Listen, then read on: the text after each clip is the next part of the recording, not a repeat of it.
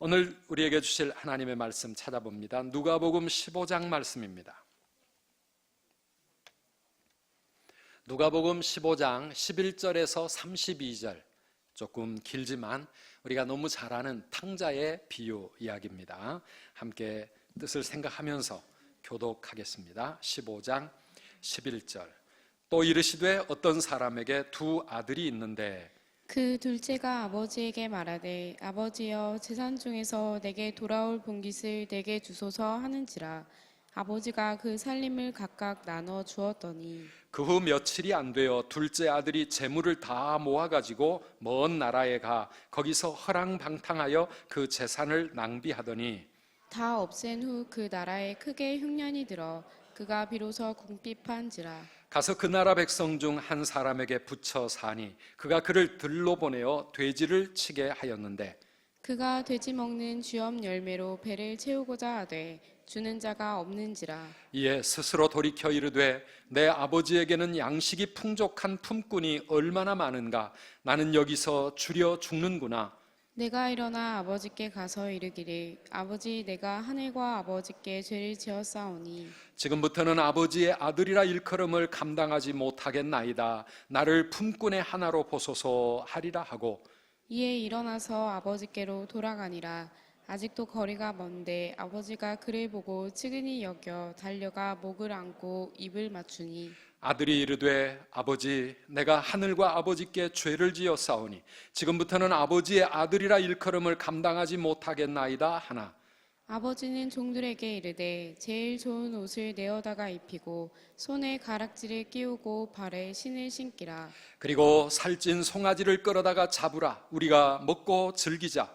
이 내 아들은 죽었다가 다시 살아났으며 내가 잃었다가 다시 얻었노라 하니 그들이 즐거워하더라. 맏아들은 밭에 있다가 돌아와 집에 가까이 왔을 때에 풍악과 춤추는 소리를 듣고 한 종을 불러 이 무슨 일인가 물은데 대답하되 당신의 동생이 돌아왔음에 당신의 아버지가 건강한 그를 다시 맞아들이게 됨으로 인하여 살찐 송아지를 잡았나이다 하니 그가 노하여 들어가고자 하지 아니하거늘 아버지가 나와서 권한대 아버지께 대답하여 이르되 내가 여러 해 아버지를 섬겨 명을 어김이 없거늘 내게는 염소 새끼라도 주어 나와 내 벗으로 즐기게 하신 일이 없더니 아버지의 살림을 창녀들과 함께 삼켜버린 이 아들이 돌아오매 이를 위하여 살찐 송아지를 잡으셨나이다. 아버지가 이르되 예 너는 항상 나와 함께 있으니 내 것이 다 내 것이로 돼 이 내 동생은 죽었다가 살아났으며 내가 잃었다가 얻었기로 우리가 즐거워하고 기뻐하는 것이 마땅하다 하니라.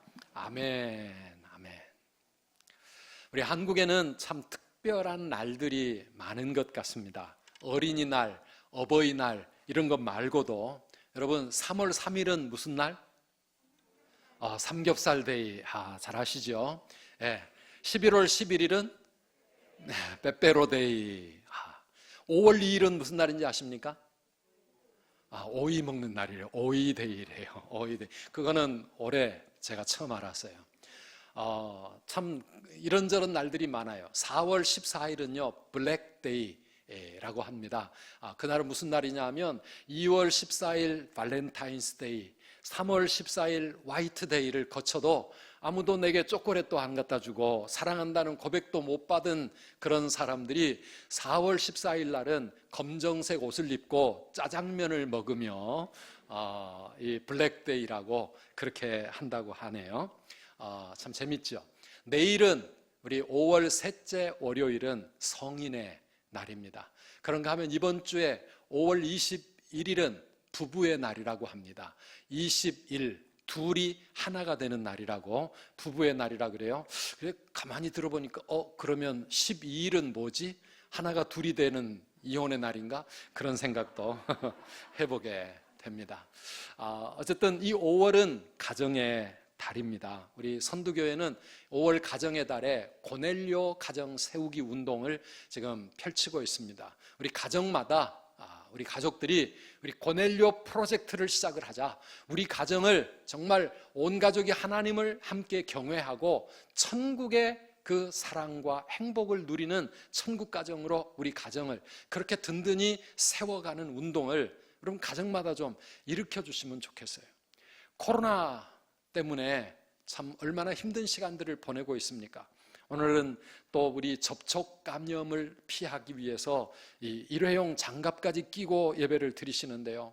우리 마스크 입에 코에 그렇게 마스크를 하고 또 장갑 낀 손을 들고 이곳에 오소서 우리 예배를 받아주소서 경배송 하시는 성도님들을 보니까 얼마나 가슴이 아픈지요. 어쩌다가 우리가 이런 예배를 하나님 앞에 드리고 있는가? 왜 우리의 삶에 이런 일이 생겼는가?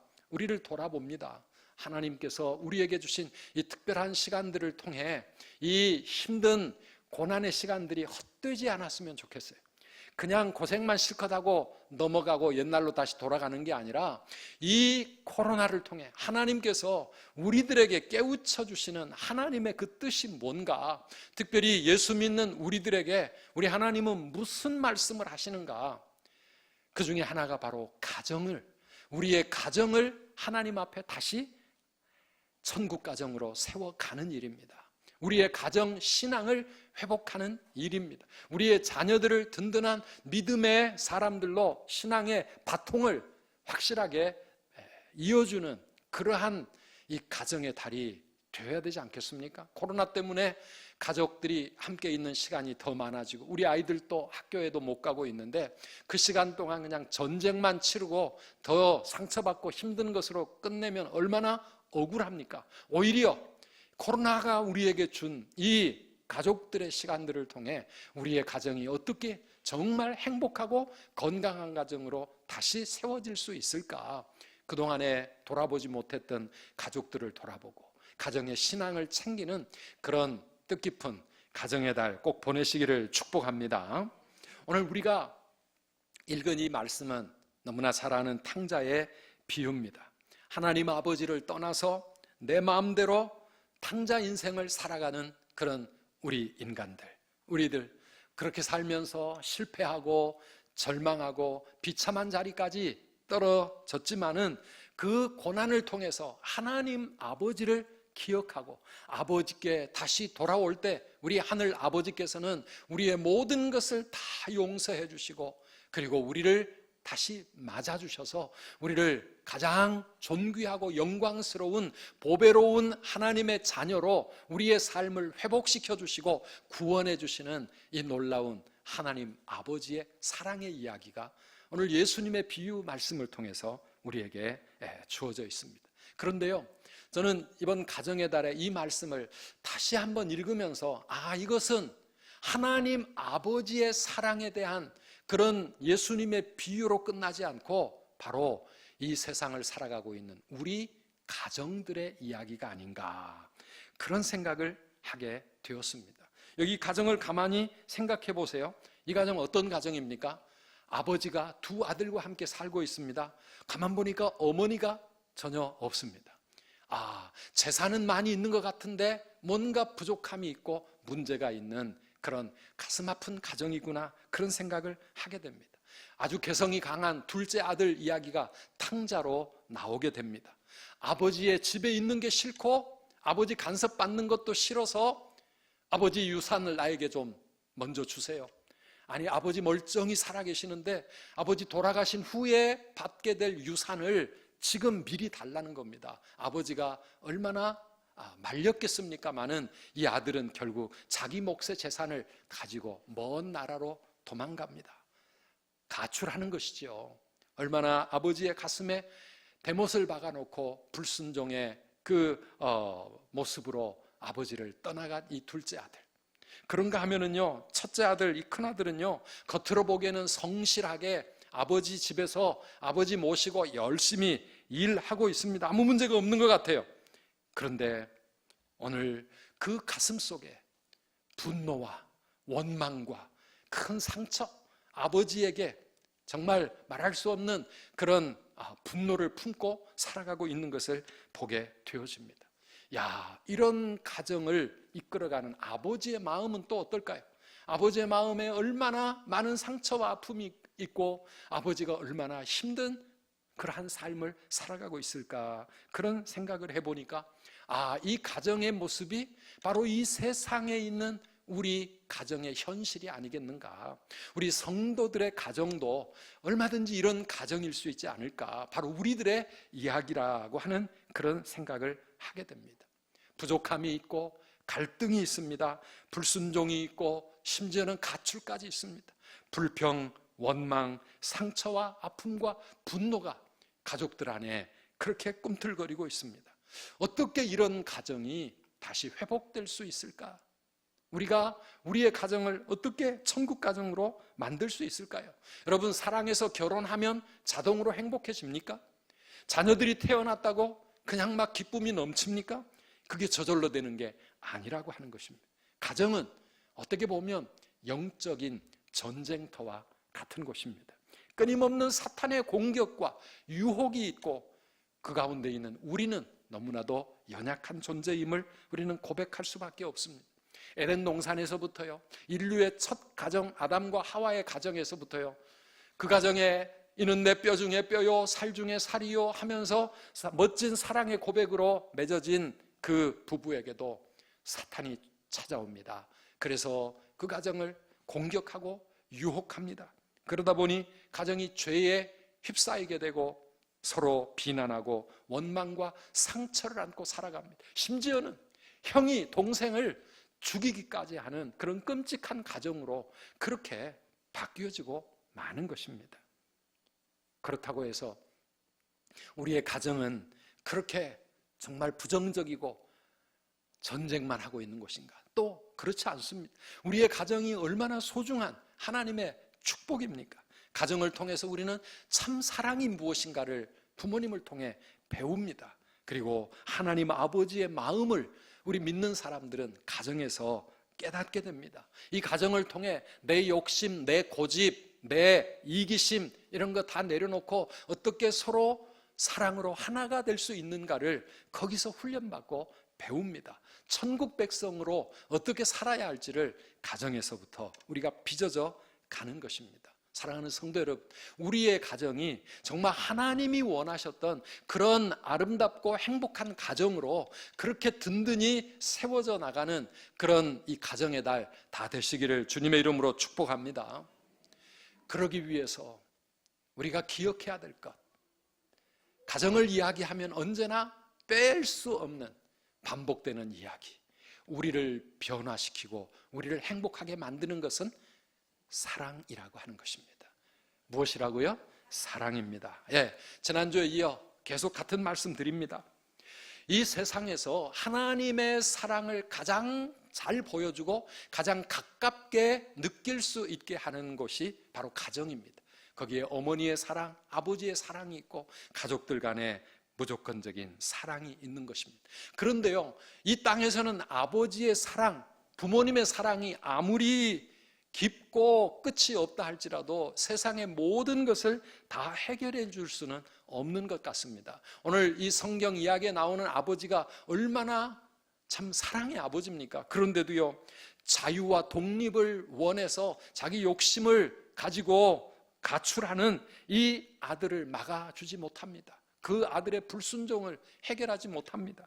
그런가 하면 큰아들의 마음속에 불평과 원망과 분노와 상처도 이건 아버지의 사랑이 부족해서 나타나는 일이라기보다도 우리 인간 모두가 다 죄인이기 때문에 우리의 죄성에서 가정의 문제들이 나타나는 것입니다. 그런데 오늘 이 가정을 통해서 우리가 배우는 것은 그런 갈등과 문제와 분노와 정말 해결될 것 같지 않은 그런 엄청난 상황 속에서도 이 가정이 회복될 수 있는 건 뭡니까? 아버지의 사랑이 있기 때문에 떠났던 아들도 돌아올 수 있고 실패와 절망 속에 주저앉을 뻔한 이 아들이 다시 회복된 인생을 살아갈 수 있다는 것이지요. 이게 중요한 것 아니겠습니까? 오늘 우리의 가정에도 이런 사랑이 있다고 하면 우리의 가정은 얼마든지 회복될 수 있고 건강하고 행복한 가정으로 세워질 수 있는 줄 믿으시기를 바랍니다. 이 사랑의 오리지널이 바로 우리 하늘 아버지의 사랑 아니겠습니까? 우리는 다 죄인이라 나를 지으시고 우리를 이 땅에 보내신 하나님을 알지도 못한 채 그분을 나의 아버지로 그렇게 섬기지도 않고 내 마음대로 내 뜻대로 내 원하는 대로 그렇게 살아가던 죄인들인데, 그런데 요한복음 3장 16절 말씀에 있는 대로 하나님은 우리를, 이 세상을 이처럼 사랑하사 독생자를 주셨으니 이는 그를 믿는 자마다 멸망하지 않고 영생을 얻게 하려 하심이라. 하나님이 세상을 이처럼 사랑하사, 하나님이 곽수관이를 이처럼 사랑하사 독생자를 주셨다.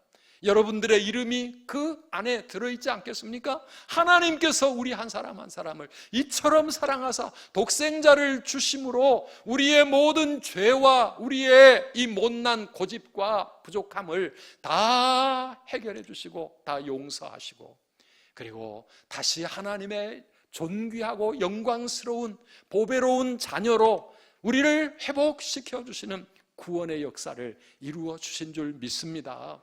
누구든지 그 사랑에 우리의 마음을 열고 달려 나오기만 하면 하나님은 우리의 아버지로 다시 우리의 삶을 회복시켜 주시고 우리의 모든 죄는 용서하시는 것 아닙니까? 지난날 우리의 과거 묻지도 따지지도 아니하시고 다 우리를 품어주십니다.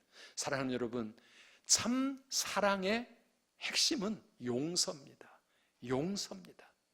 우리 예수님 이 땅에 계실 때 그 사회가 도저히 받아들일 수 없고 품을 수 없는 죄인들을 예수님은 다 품어주셨습니다.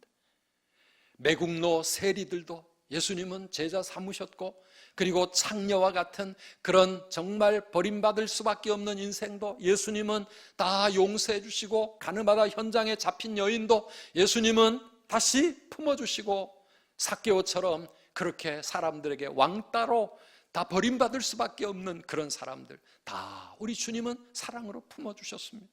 그래서 그들의 삶이 변화되어진 것입니다.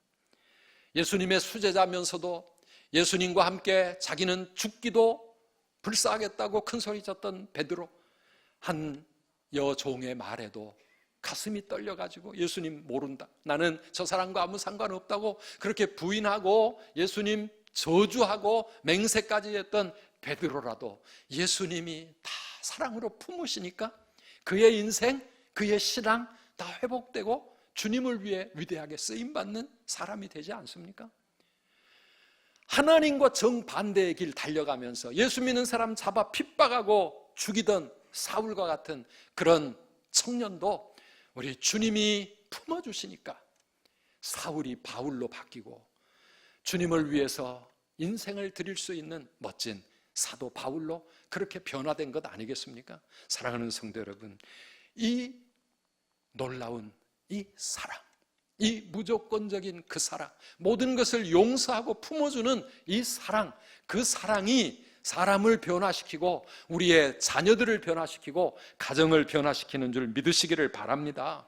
하나님 아버지의 이 헤세드, 이 은혜, 이 자비, 이 놀라운 사랑, 그 사랑이 우리를 변화시킨 것처럼 우리 가정에 그런 사랑이 있다고 하면 우리의 자녀들도, 우리의 남편도, 아내도, 부모님도, 상처받은 그 누구도 얼마든지 변화되고 회복되는 줄 믿으시기를 바랍니다. 이 사랑을 우리 주님께 받아서 여러분 가정에서 그 사랑을 다 실천하시기를 간절히 바랍니다. 이 사랑은 받은 사람만이 베풀 수가 있어요. 받은 사람만이 다른 사람을 그렇게 사랑할 수 있고 그렇게 용서할 수 있는 것입니다.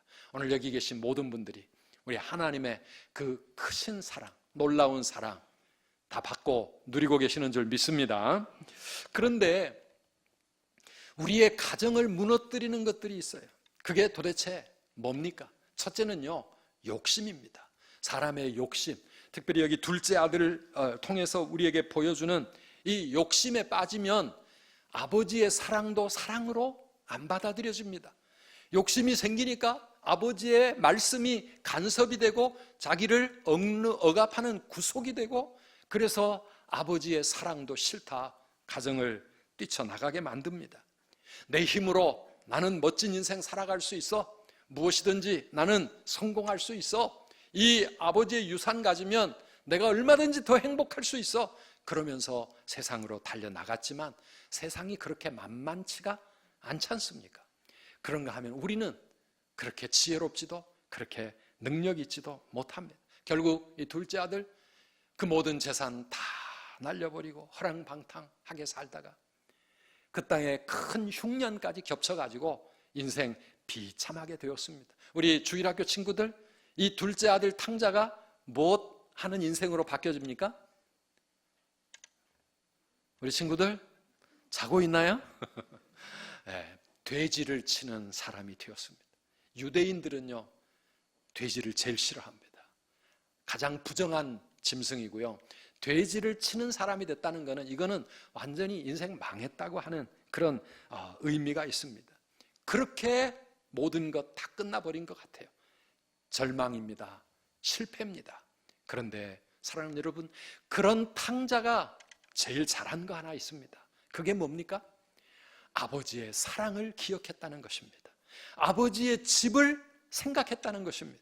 그리고 그 아버지의 사랑은 나를 비록 자식으로는 아들로는 못 받아주셔도 그래도 품꾼의 하나로 나를 받아주지는 않겠는가? 그 가느다란 희망을 가지고 다시 돌아서서 떠나갔던 아버지의 집으로 돌아왔다는 것, 이게 이 탕자가 평생 이룬 가장 위대한 결정 아니었겠습니까? 오늘 우리 모든 성도님들이 다 그런 마음으로 하늘 아버지 하나님을 찾아온 줄 믿습니다. 우리 인생에 찾아오는 실패, 고난, 오늘 보니까 돼지치는 인생이 됐고 큰 흉년까지 겹쳐서 배가 고파가지고 살 수가 없고, 오늘 우리는 코로나 때문에 힘들고 경제적인 어려움 언제까지 계속될지 모르지만은요, 이 모든 고난과 실패와 문제는요, 우리로 하여금 가던 길 멈추고 돌아보며 내가 어디서부터 문제가 생겼는지를 깨우쳐 주시고, 그래서 다시 하나님을 찾도록 만드는 하나님의 사랑의 손길인 줄 믿습니다. 망하라고 주신 게 아니에요. 잠언 24장 16절 말씀 우리 같이 한번 읽어보실까요? 대저 의인은 7번 넘어질지라도 다시 일어나려니와 악인은 재앙으로 말미암아 엎드려지느니라. 아멘. 우리의 삶에 무서운 재앙이 닥치고 큰 문제가 생겨 실패하게 될 때 망하는 사람은 하나님 없는 인생들입니다. 그러나 이 의인들은, 하나님과 함께 믿음으로 살고자 하는 사람들은 비록 7번 넘어졌을지라도 다시 일어날 수 있는 용기와 힘을 얻는 거예요. 왜? 살아계신 하나님을 붙잡는 그 믿음 때문에 7전8기의 인생을 살아가는 겁니다. 네, 우리 살다 보면 실패할 수 있습니다. 고난당할 수 있습니다. 우리의 인생이 비참해질 수 있습니다. 그러나 우리 주님의 손 붙잡고 다시 일어설 수 있는 그런 귀한 성도님들 다 되시기를 축복합니다. 또 우리의 가정을 무너뜨리는 것은요, 공로주의입니다. 제가 이름을 붙여봤는데요, 자기 공로를 자랑하고 그 공로로 살아가려고 하는, 여기 첫째처럼 성실한 사람들의 문제입니다. 이 큰아들의 마음속에 어떤 분노가 끓고 있는지 우리 29절 30절 함께 다시 한번 보실까요? 아버지께 대답하여 이르되 내가 여러 해 아버지를 섬겨 명을 어김이 없거늘 내게는 염소 새끼라도 주어 나와 내 벗으로 즐기게 하신 일이 없더니 아버지의 살림을 창녀들과 함께 삼켜버린 이 아들이 돌아오매 이를 위하여 살찐 송아지를 잡으셨나이다. 야, 이 큰아들이 하는 말이요, 다 맞는 말이에요. 너무 분하고 억울한 거죠. 그런데요, 이런 마음을 갖고 사는 게, 이게 공로주의, 신학적으로 말하면 율법주의인 것이죠. 내가 열심히 했으니, 내가 수고한 만큼, 헌신한 만큼 나를 그렇게 대우해 달라는 겁니다. 그게 안 되면 원망합니다. 분노합니다. 그렇게 살지 않는 사람들 보면 받아줄 수 없습니다. 그래서 이 큰아들은 돌아온 동생을 받아줄 수 없었습니다. 동생을 회복시키시고 기쁨에 넘쳐가지고 살찐 송아지를 잡고 잔치를 벌이고 있는 아버지를 이해할 수가 없었습니다. 아버지를 도저히 용납할 수가 없었습니다. 오히려 원망하고 분노하는 것입니다. 이런 공로주의, 이런 생각이 우리의 가정을 여러분 무너뜨리고 있다는 것을 아십니까? 이런 생각으로 살아가는 가정은요, 자식들이 다 1등 하지 않으면 부모에게 인정 못 받습니다. 성공해야, 그래야 그 가정에서 살아남을 수 있고, 뭔가 부족하고 문제가 생기면 그 가정을 뛰쳐나가야 됩니다. 설 수가 없어요. 그런데 오늘날 많은 가정들이 그런 가정으로 전락해가고 있어요. 그러다 보니까 서로 끝도 없는 성공의 바벨탑을 쌓아가려고 하고, 스카이 캐슬을 만들어서 인정을 받으려고 몸부림을 치고, 서로 비교하고 서로 경쟁하면서 우리의 가정들이 그렇게 무너져 가고 있는 것입니다.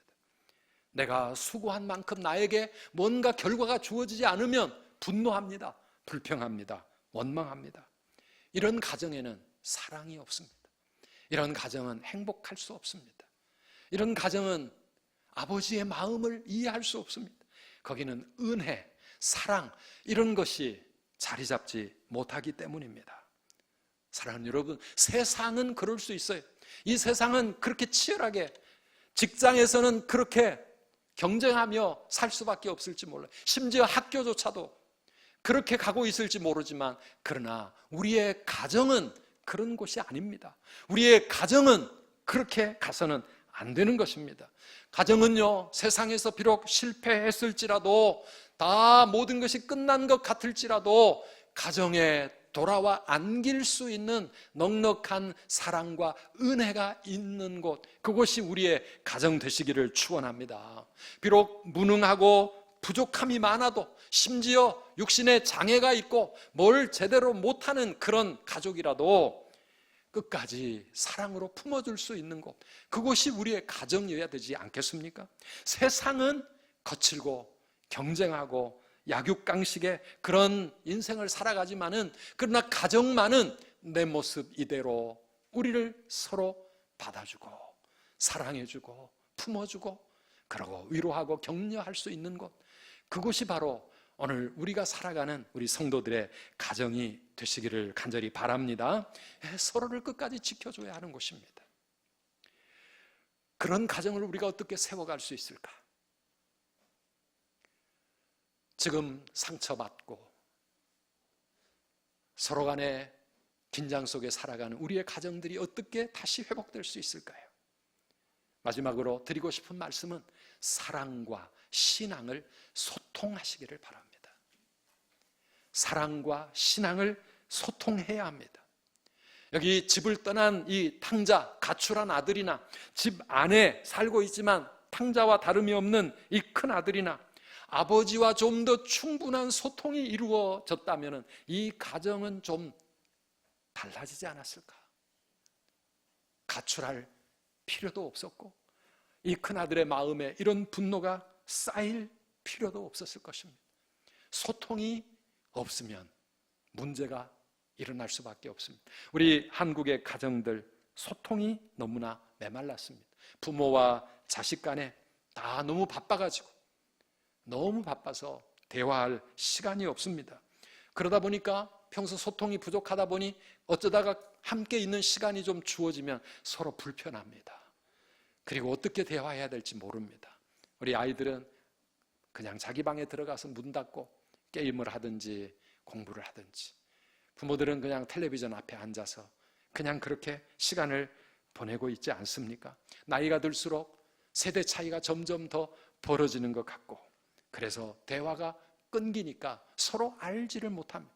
도대체 내 아이들이 지금 어떤 마음을 품고 살아가는지, 우리 부모님들은 무엇 때문에 어떻게 지금 힘든 삶을 살아가고 있는지, 얼마나 우리가 서로 사랑하는지 소통이 없으니까 알 수 없는 거예요. 그러다가 어느 날 갑자기 아이가 가출해버리니까 그때서야 깜짝 놀랍니다. 아니, 어떻게 우리 아이가 그렇게 됐을까? 어느 날 갑자기 큰아들의 입술에서 분노가 넘치고 상처가 투성인 그런 말을 듣고 나니까 부모가 정신이 번쩍 드는 겁니다. 아니, 착한 줄 알았고 아무 문제가 없는 줄 알았던 내 아들이 왜 이렇게 됐나? 어느 날 갑자기 이태원 클럽에 갔다 왔다는 이야기를 듣고 우리는 충격을 받습니다. 아니, 내 자식이 어찌 그런 곳에 다니는 자식이 되었는가? 동성애자가 되었다는 그런 거 발견할 때 우리는 얼마나 큰 충격을 받습니까? 근데 소통이 평소에 없으면 우리의 삶에, 우리 가정에 그런 일들이 언제든지 일어날 수 있는 겁니다. 아무리 사랑해도 소통하지 않으면 사랑도 없는 것이지요. 자식은 부모의 사랑을 알지 못합니다. 사랑하는 여러분, 사랑과 신앙을 소통해야 합니다. 소통하라 그러니까 또 잔소리 하려고 말만 열심히 일방적으로 하려고 생각하지 마시고요. 소통하는 법을 우리가 좀 배웠으면 좋겠어요.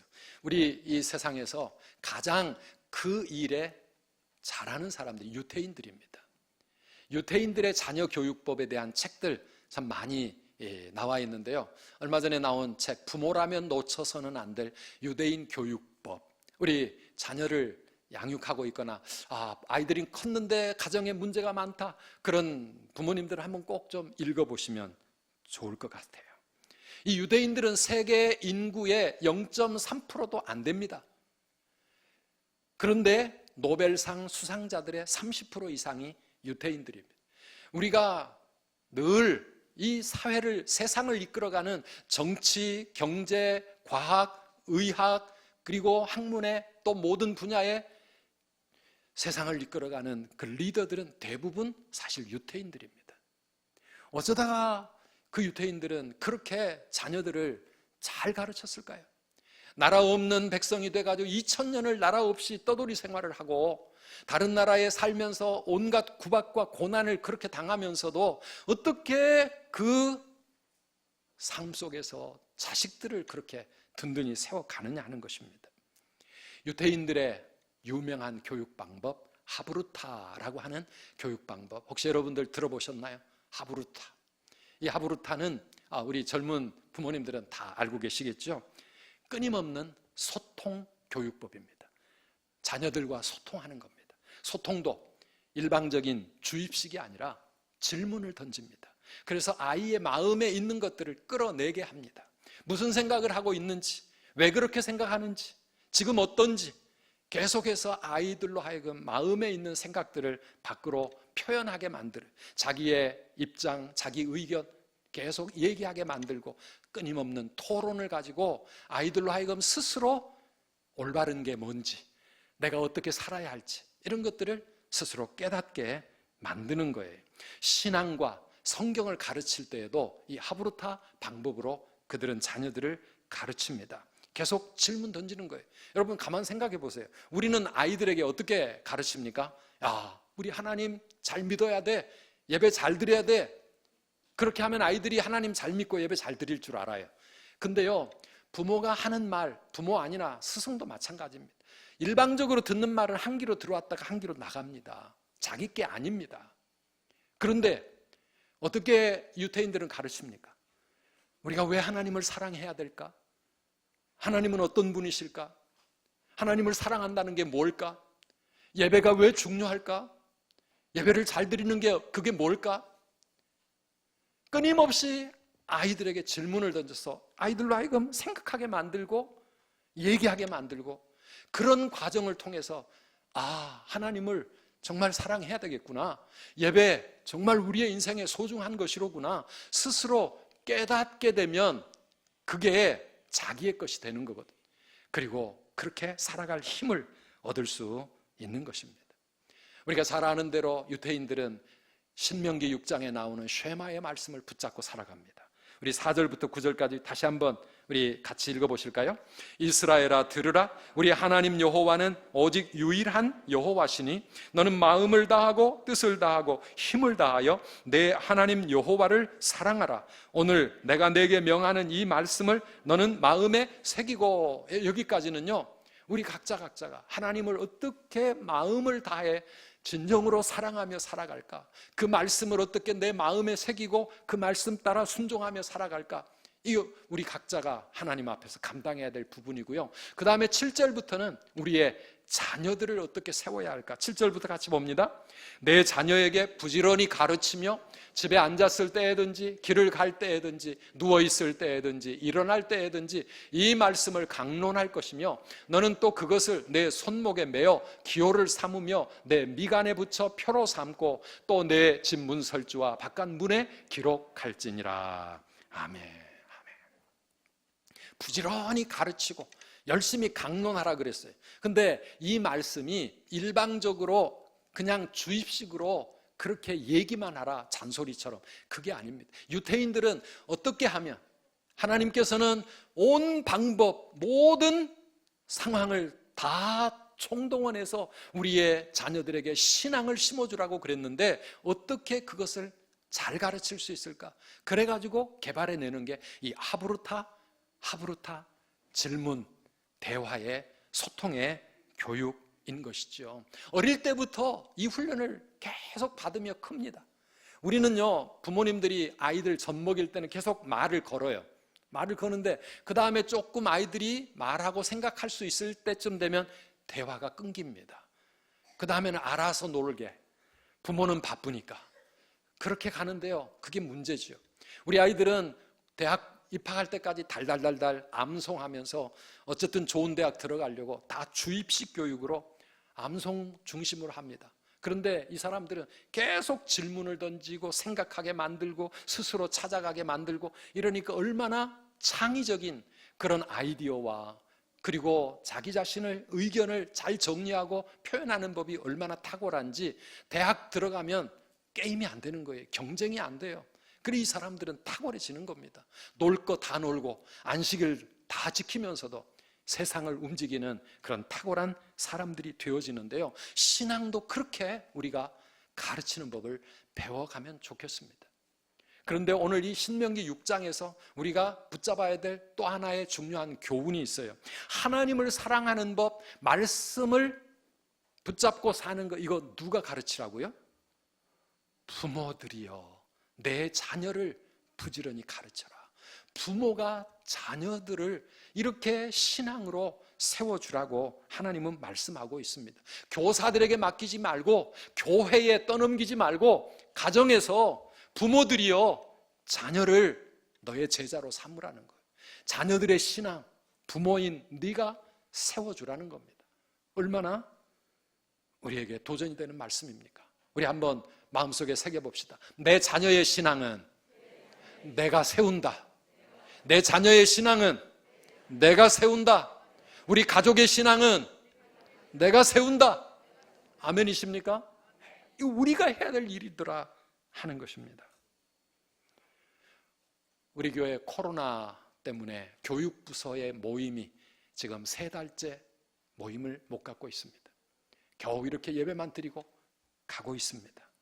사랑하는 여러분, 이게 빨리 해결이 되고 어서서히 교육부서 정상화되기를 우리는 기도하고 있지만은 근데 여러분 이 기간이 점점 길어지면 우리 자녀들의 신앙 누가 세워줄 것입니까?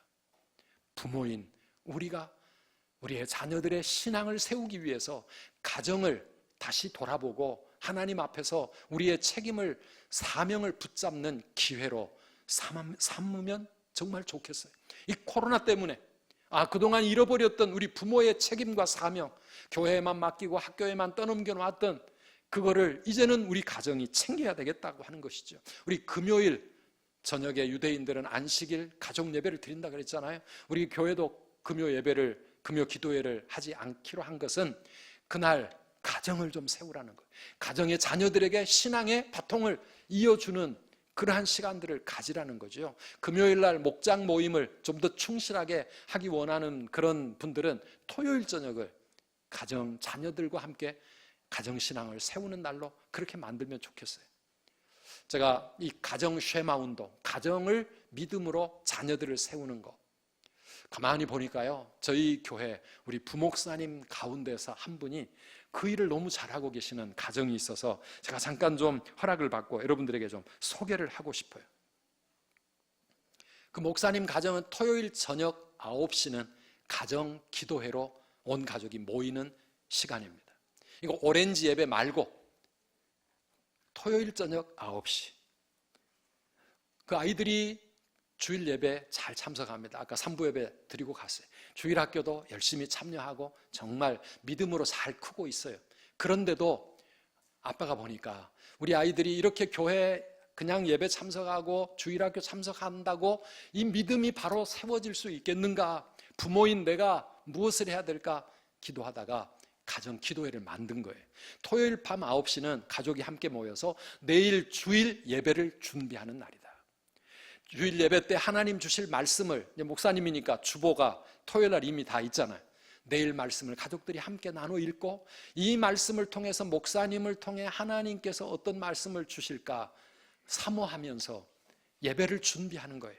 그러면서 한 주 동안에 우리 아이들이 어떻게 살아왔고 지금 무엇이 힘들고 어떤 기도에 도움이 필요한지를 그 나눔을 통해서 아이들과 함께 나누는 겁니다. 첫째 아이는 고등학교 3학년입니다.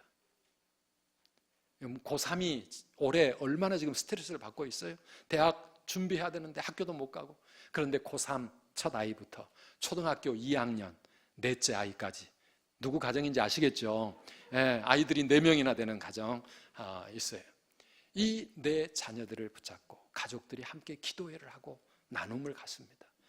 야, 제가 그 얘기를 들으면서 정말 잘한다. 정말 잘한다. 저는 부끄럽게도 우리 아이들을 어릴 때 그런 분위기로 양육을 못했어요. 바쁘고 사역에 바쁘고 쫓기고 그러다 보니까 그저 아이들 교회에서 예배드리고 주일학교 가가지고 자기들 믿음 잘 자라간다고 생각을 했어요.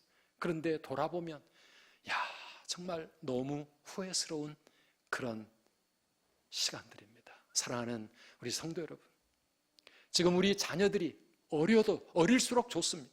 아니 장성했어도 좋습니다. 나이 차이가 있어도 괜찮습니다. 고등학교 3학년부터 초등학교 2학년까지 4명이나 되는 아이, 부모니까 이게 가능한 겁니다. 가족이니까 함께 나눔과 그리고 서로 대화가 가능한 거예요. 소통이 되는 겁니다. 자녀들이 컸을지라도 저는 옆에만 있으면 하고 싶어요.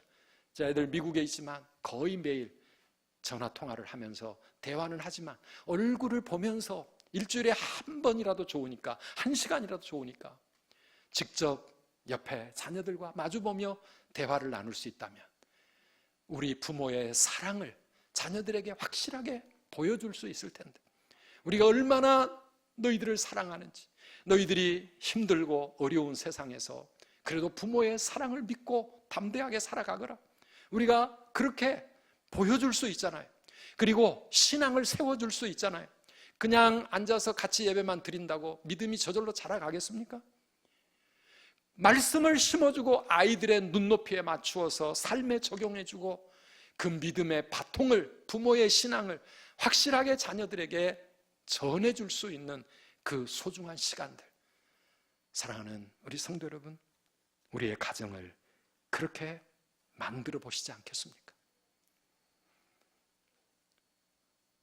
더 늦기 전에, 여기 둘째 아들처럼 어느 날 갑자기 집 나가겠다고 가출을 선언하고 뛰쳐나가기 전에, 여기 큰아들처럼 그냥 착하고 성실하고 잘 있는 줄 알았는데 어느 날 갑자기 그 마음에 분노와 상처와 원망을 터뜨리기 전에, 그런 상황이 되기 전에 우리의 자녀들을 사랑으로 그렇게 돌아보고 대화로 그들의 마음의 응어리들을 빨리빨리 풀어주고 불평과 원망도 빨리빨리 해결해 주면서, 그러면서 소통이 이루어진다면은, 사랑하는 여러분, 우리의 가정이 건강하게 행복하게 세워질 수 있지 않겠습니까?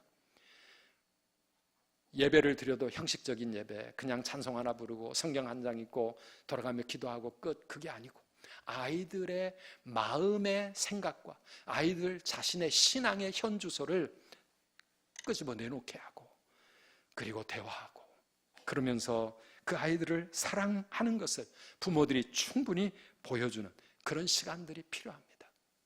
말씀을 맺습니다. 세상이 얼마나 험합니까? 우리 부모들이 우리의 자녀들, 우리 손자 손녀들에게 무엇을 남겨줄 수 있겠습니까? 정말 우리를 사랑하시는 그 하나님 아버지의 그 크고 놀라우신 그 사랑, 그 하나님 아버지를 나의 아버지라고 믿음으로 붙잡고 살아갈 수 있는 이 믿음의 유산을 자녀들에게 심어주는 것이 부모가 할 수 있는 최고의 사명이고 최고의 선물 아니겠습니까?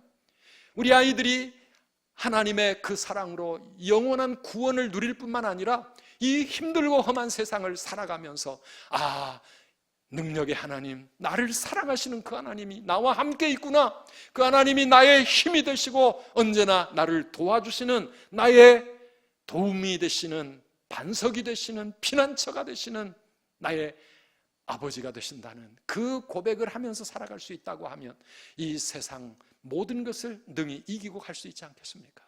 오늘 우리 가정의 달을 지나가면서 그런 하나님 아버지를 우리 자녀들에게 선물하고 갈 수 있는 그런 부모가 되고 그런 우리의 가정이 다 되시기를 주님의 이름으로 축원합니다.